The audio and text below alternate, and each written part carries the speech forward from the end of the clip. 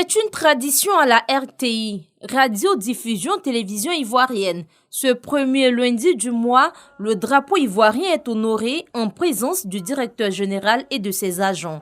Tel est jour rempli de vaillance, en relevé ta dignité.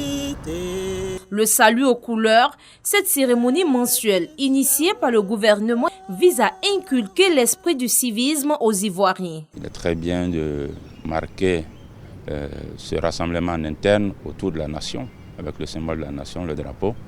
Une tradition depuis quelques années qui est en vigueur ici dans cette maison. Et donc nous sommes là ce premier lundi de décembre, le dernier mois de l'année, pour sacrifier à cette tradition.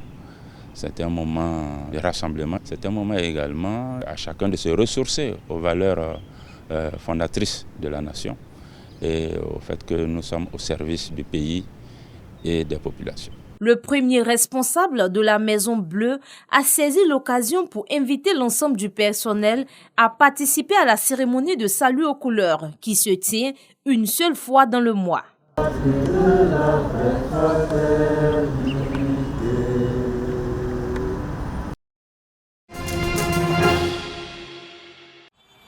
Le jour ne s'est pas encore levé sur Abidjan quand ces enfants sont réveillés de leur sommeil.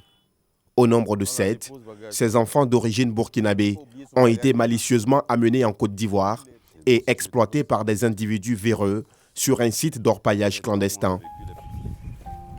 Bonjour les gars, ça va?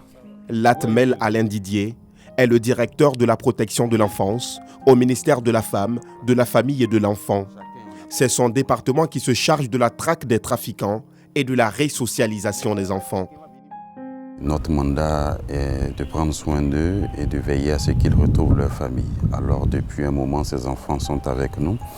Nous avons procédé à la recherche des familles et maintenant que nous avons abouti à cette recherche, c'est pour ça que nous avons planifié leur retour volontaire aujourd'hui même dans leur pays d'origine.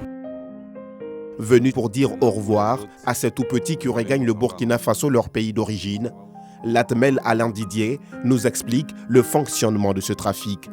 C'est des personnes véreuses qui ont envie de gagner de l'argent, qui tout simplement s'en vont et trompent ces enfants et leurs parents très souvent. Et c'est pour ça que nous parlons de traite. En situation de traite, c'est quand on arrive à faire une mauvaise promesse à quelqu'un, sur la base d'un dol, on trompe la personne pour lui dire voici des belles promesses. Dans leur cas, on leur a dit qu'il y a beaucoup d'argent en Côte d'Ivoire, il y a des minéraux, de l'or, du diamant et tout, et que c'est facilement qu'on les retrouve et donc ils peuvent capter ça. Avant le trajet du retour au pays natal, les enfants bénéficient de quelques conseils. Vous allez retourner, chacun va aller à l'école dans la maison de son parent, il n'y a pas de problème, d'accord? Il ne faut pas que quelqu'un va venir vous appeler pour dire venez. Allons en Côte d'Ivoire encore. Parce que là-bas, là, il y a beaucoup d'argent, on gagne l'argent, il y a l'or, il y a diamant. C'est faux. S'il y a l'or et puis il y a diamant, là, moi, il y a creusé premier, il y a tout prendre. Vous n'allez même pas trouver aussi. Hein?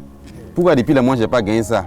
Je ne sais pas encore devenir riche et puis vous, petit comme ça, on va vous prendre pour venir creuser le sol pour dire venez, vous allez gagner un diamant dedans. C'est faux, hein? Maintenant, de toute façon, vous avez vu ici les choses là. Si vous partez, vous aussi, vous allez expliquer aux enfants. Vous allez expliquer vos camarades là-bas. De quelle façon on est parti en Côte d'Ivoire, les gens nous ont blagué pour rien. On a souffert, on a trop souffert. Si quelqu'un parle, vous aussi partez pas. Vous l'avez compris, nous ne sommes pas en droit de montrer le visage des enfants, ni de les faire parler. Quand vient l'heure du départ, baluchons et sacs en main, nos 7 enfants montent à tour de rôle dans ce véhicule du ministère de la Femme, de la Famille et de l'Enfant qui les conduira au Burkina voisin. Un soulagement pour le directeur de la protection de l'enfance. Il tient tout de même à s'adresser aux trafiquants, aux parents d'enfants et à la société civile. Pour les trafiquants, en Côte d'Ivoire, la loi aussi est très dure là-dessus. Alors ces personnes sont exposées, elles s'exposent elles-mêmes à la rigueur de la loi. Et en la matière, toutes ces personnes-là qui ont été prises sont bien entendu condamnées par le ministère de la Justice.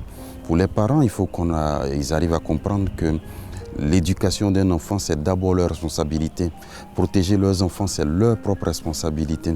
Alors qu'ils s'assurent que les enfants ne soient pas exposés à ces possibilités d'être trompés. À tout le reste de la communauté ouest-africaine, Il faut qu'on arrive à se faire comprendre entre nous que la richesse, c'est au bout de l'effort, c'est avec un travail.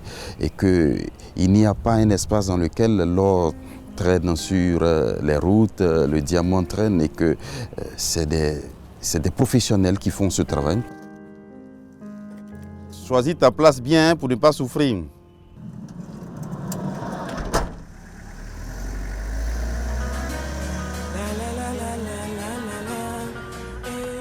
Au premier vrombissement, le véhicule part à la conquête des routes ivoiriennes pour une mission de taille.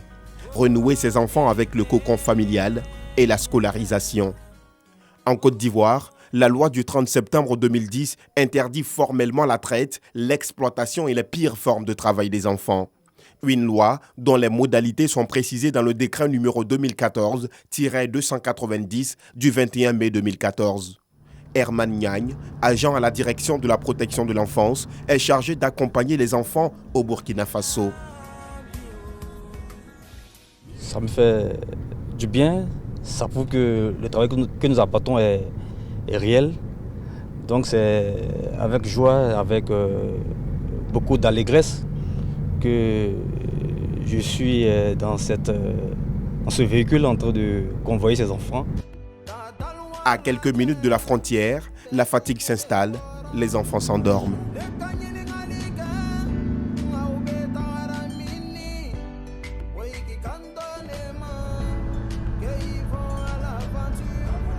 Quand nous arrivons au Burkina Faso, il est 18h.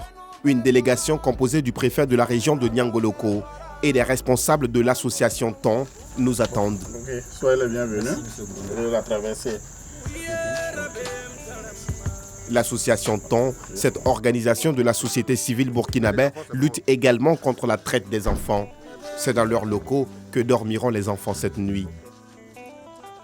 Il y a certains qui disent que parce que l'enfant n'a rien à faire, il faut le laisser partir. Nous leur disons, et lorsque nous mettons la main sur les enfants, nous les remettons aux autorités et ces autorités-là vont les sanctionner. Et autant on sanctionne le trafiquant, le parent aussi est sanctionné. Et nous disons aux parents, souvent nous prenons des exemples. Vous pouvez dire que vous êtes pauvre, vous laissez partir votre enfant, mais cet enfant ne va plus revenir. Dernière étape de la convention entre la Côte d'Ivoire et le Burkina Faso, dans le cadre de la lutte contre la traite transfrontalière des enfants, la remise des bambins aux autorités locales. C'était un soulagement parce qu'il faut dire que depuis le mois de juillet, ils ont été interceptés au niveau du département de Yakassatobo, ils ont été retirés et placés dans un établissement de protection de l'enfant où ils ont reçu une prise en charge holistique, c'est-à-dire l'accueil, l'hébergement, les soins médicaux et la nourriture.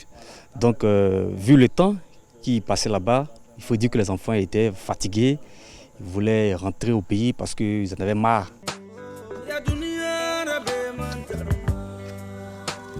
En attendant de rejoindre leur famille, les enfants partent regagner leur chambre à coucher. Ils partent non seulement pour dormir, mais aussi pour dire adieu à ces moments d'exploitation et de traite dont ils furent victimes.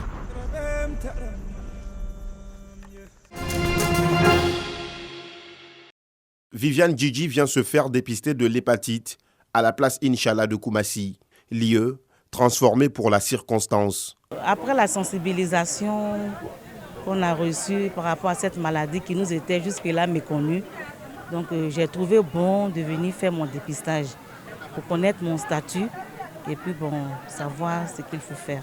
Comme Viviane, plusieurs personnes répondent présents à cette journée de dépistage. Je suis très content de votre travail. C'est un parti de la santé. Si vous avez des vieux qui n'ont pas bonne santé, c'est pas bon. Ce dépistage contre les hépatites virales, une initiative de la Fondation Lévite Inter.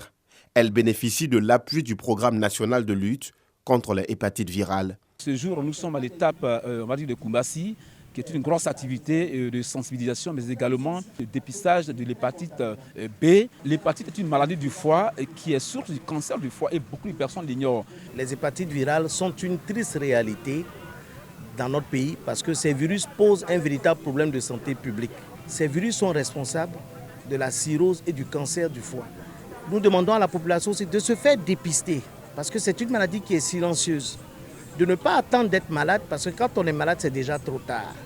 En Côte d'Ivoire, À peu près 2 millions d'habitants vivent avec l'hépatite virale B, selon le directeur coordinateur du programme national de lutte contre les hépatites virales.